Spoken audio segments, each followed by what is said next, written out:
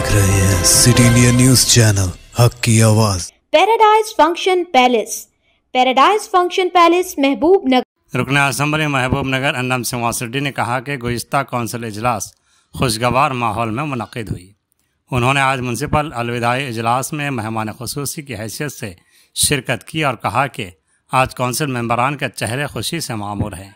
हर कोई मुतमईन है कि उन्होंने इलेक्शन के दौरान आवाम से किए गए वादे निभाए हैं। उन्होंने कहा कि पार्टियों से बुलंद होकर हर वार्ड में दरकार तमाम किस्म के तरक्याती काम कौंसिल में लाकर मंजूर कराया और कॉलोनियों में तरक्की दी। खुशकिस्मती से मैंने एमएलए के तौर पर जीतने के बाद फंड्स भी अच्छी तरह से आए।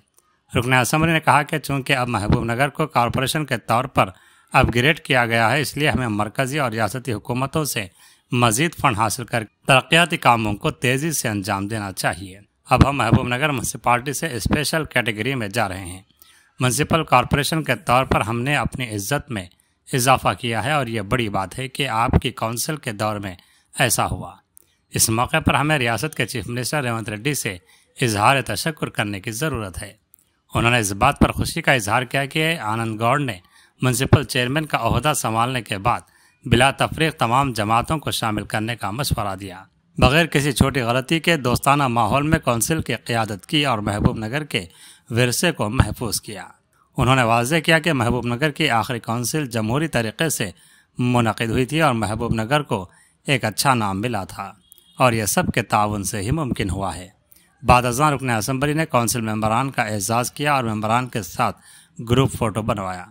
इस मौके पर सदर नशीन बल्दिया आनंद गौड़, रियासती अक़लियती मालियाती कॉरपोरेशन चेयरमैन उबैदुल्लाह कोतवाल, नायब सदर नशीन बल्दिया शब्बीर अहमद, मुड़ा chairman Laxman Yadav, floor leaders Rafi Kishan, Saadatullah Hussaini, Anjaiah, बल्दी अफसरान और कौंसलर्स मौजूद थे। ఎన్నికైనప్పటి నుంచి కూడా అందరినీ కూడా కలుపుకొని పోయిండు।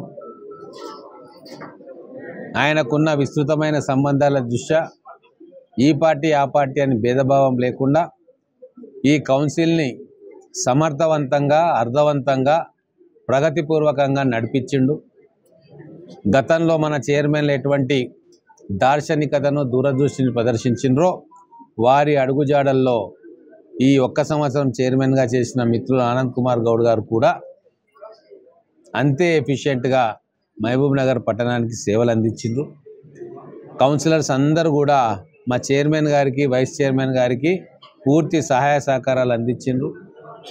ఎవరెవరి వార్డులలో ఎటువంటి డెవలప్మెంట్ కార్యక్రమాలు కావాలనో అవన్నీ కూడా చైర్మన్ గారి దృష్టికి వచ్చినాక వాటిని ఎజెండాలో పెట్టి పాస్ చేయించుకొని ఒక కుటుంబం లాగా ఈ పనులన్నింటినీ కూడా బ్రహ్మాండంగా చేసుకున్నారు।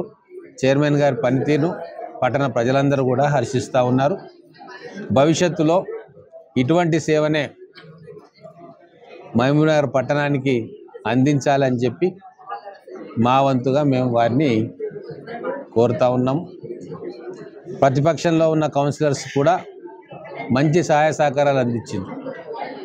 సంవత్సరం క్రితం ఉన్న పరిస్థితి వేరుండే। నేను ఎమ్మెల్యేగా అయిపోయి చైర్మన్గా ఆనంద్ కుమార్ గౌడ్ గారు వచ్చి రాష్ట్రంలో కాంగ్రెస్ ప్రభుత్వం వచ్చిన తర్వాత ఒక లిబరల్ యాటిట్యూడ్ తోటి అందరినీ కూడా చేరదీసి వాళ్ళ అవసరాలను చూసి ఆ వార్డులకు నిధులు కేటాయించడం జరిగింది। మా ఉద్దేశాన్ని అర్థం చేసుకున్న అందరు కౌన్సిలర్లు సంపూర్ణంగా సహకరించిండ్రు।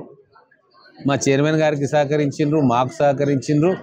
ఉన్న బడ్జెట్ను అన్ని రకాలుగా అన్ని వార్డులలో ఉపయోగించుకున్నారు।